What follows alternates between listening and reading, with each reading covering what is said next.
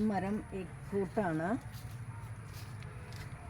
ഇത് ഞങ്ങൾക്കിവിടെ എല്ലാവർക്കും ഇഷ്ടമാണ് കേട്ടോ ഇതിൻ്റെ ഫ്രൂട്ട്.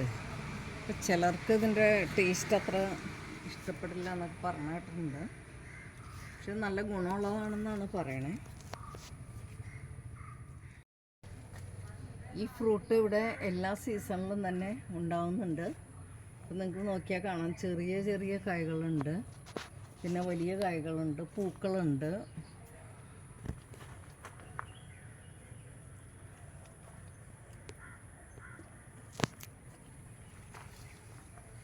ഇത് തന്നെ 2 തരമുണ്ട്. ഇത് ഇത്തിരി ഓവൽ ഷേപ്പിലുള്ളൊരു കായാണ്. പിന്നെ വേറൊരു മരത്തുമ്മ ഉണ്ടാവുന്നുണ്ട്. ഇവിടെ 2 മരമുണ്ട്. അത് ശരിക്കും റൗണ്ടാണ്, മത്തങ്ങയുടെ ഒരു ഷേപ്പാണ് അതിന്.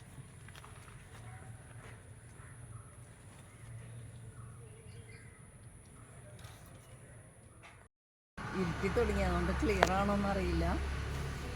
കുറേ മൂത്ത് കിടക്കുന്നുണ്ട്.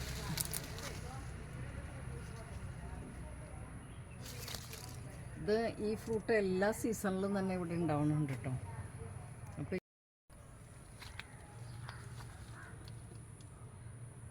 ഇതുണ്ട്, ചെറിയ ചെറിയ കായ്കളുണ്ടായിരുന്നു,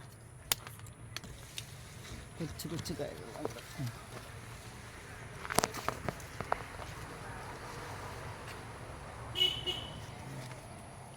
ഇടയ്ക്കിടയ്ക്ക് ഞങ്ങളിത് പറിക്കാറുണ്ട്. പറിച്ച് വെച്ചിട്ട് പഴുപ്പിക്കും.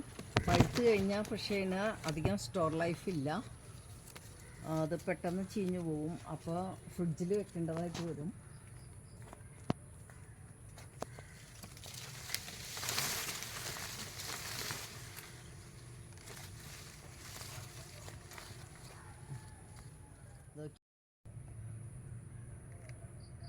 നല്ല വലിയ ഒരെണ്ണം കിട്ടി. ഇതിവിടെ ഉണ്ട് ഒരെണ്ണം, ഞാൻ പറക്കട്ടെ കേട്ടോ.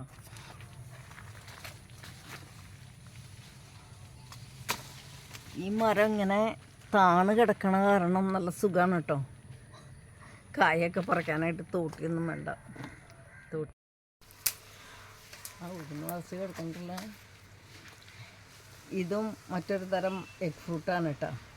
ആദ്യം ഞാൻ കാണിച്ചത് ഇങ്ങനത്തെ ആയിരുന്നില്ല, ഇച്ചിരി ഒരു നീണ്ട ഷേപ്പുള്ളത്.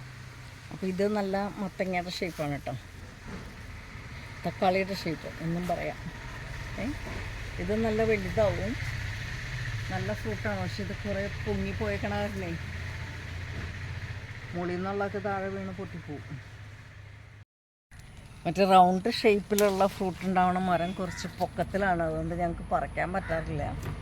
അപ്പോൾ അതങ്ങനെ കിളിയൊക്കെ കുത്തി പോവുള്ളൂ. അതേ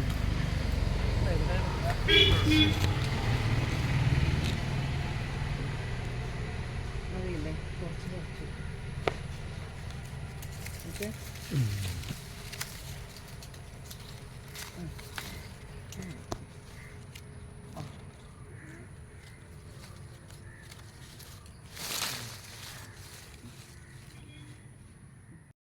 ഇത്രയും ഫ്രൂട്ട്സ് ഞാൻ എഗ് ഫ്രൂട്ട് ഞാൻ പറിച്ചെടുത്തു കേട്ടോ.